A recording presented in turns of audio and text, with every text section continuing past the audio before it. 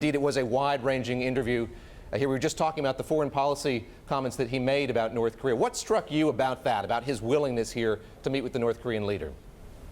Thanks. We had a half an hour in the Oval Office with President Trump, and he knew exactly, as he told us what he told us, that he was making news. In fact, he said, "I'm breaking news, huh?"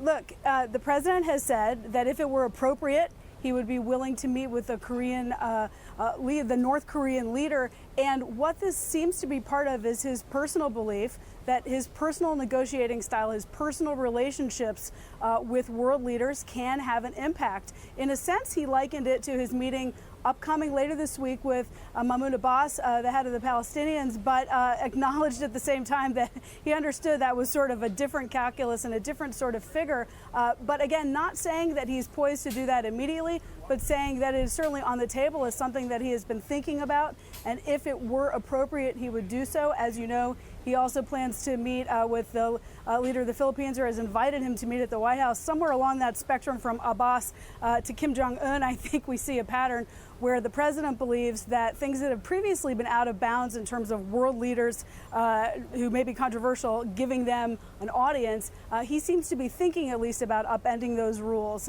in the interests of seeing if he can personally affect a policy change. Something that our viewers and clients no doubt care an awful lot about are the comments he made about the potential for breaking up the big banks. Can you talk a bit about the context in which he discussed that? Was it something he brought up or you brought up, and how fully fleshed out are his thoughts on that issue?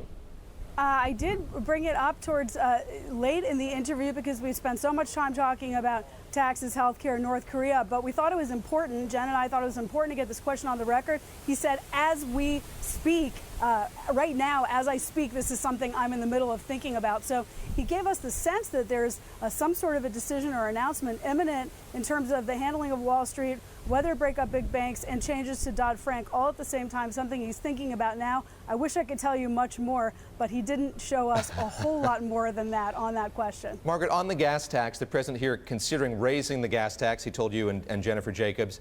Did he offer any more on infrastructure spending generally? This was such a key component of his campaign platform. It's something that's sort of been put on the back burner here as there have been conversations about health care reform and tax reform. What did he say about infrastructure spending more broadly?